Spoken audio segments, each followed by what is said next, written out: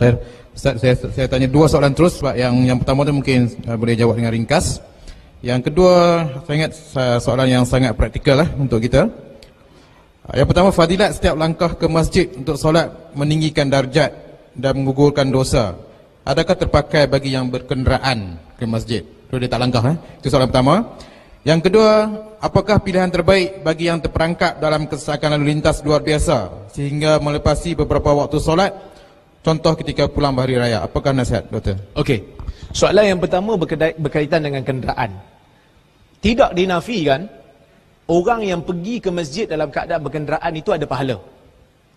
Tetapi ketika berbicara tentang nak pergi ke musalla pada hari raya, ulama bincang, pergi naik kenderaan ke pergi jalan kaki? Sebahagian ulama kata jalan kaki ya. Kerana jalan kaki itu lebih afdal dan lebih dekat dengan apa yang disebut dalam nas. Tapi tak ada pahala langsung ke Ustaz naik kenderaan? Adalah. Takkan tak ada langsung? Adalah. Tapi kalau orang jalan kaki, pahalanya lebih banyak tak? Lebih banyak. Tapi Ustaz, rumah saya jauh sangat. Tak apalah naiklah kenderaan. Ada juga pahala. Jangan risau. Allah Ta'ala tidak akan sia-siakan pahala kita. Itu satu. Yang kedua, berkenaan dengan jam.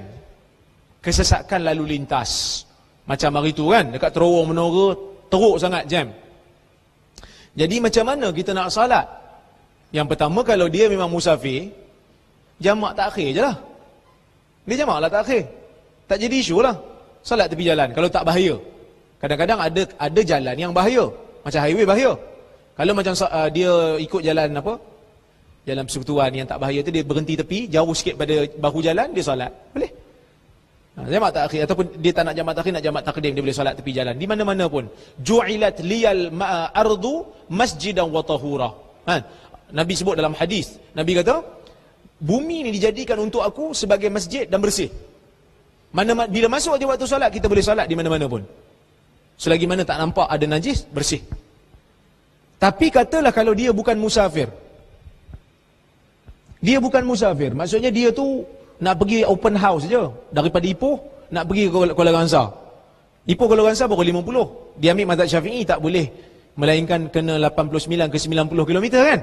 Ataupun 85. So tak sampai lagi. Tiba-tiba kena jam kat menora. Berjam-jam.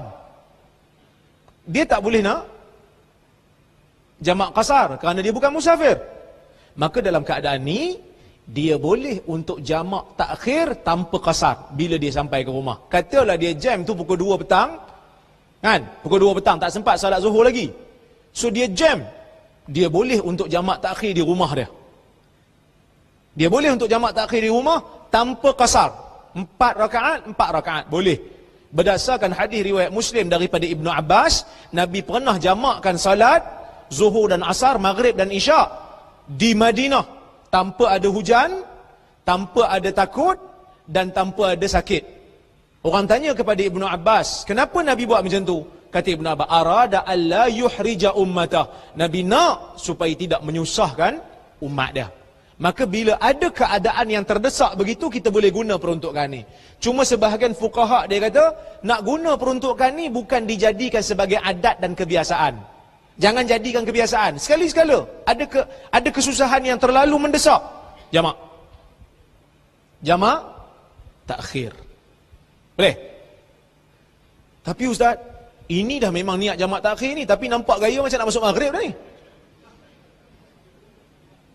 Maka pada masa tu, kita berhentikan kereta kita di tempat yang selamat, kita pasangkan lampu kecemasan dan kita salat dalam kenderaan.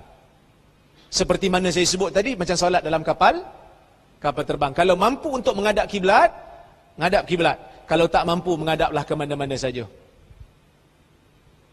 Wallahu ta'ala a'lam.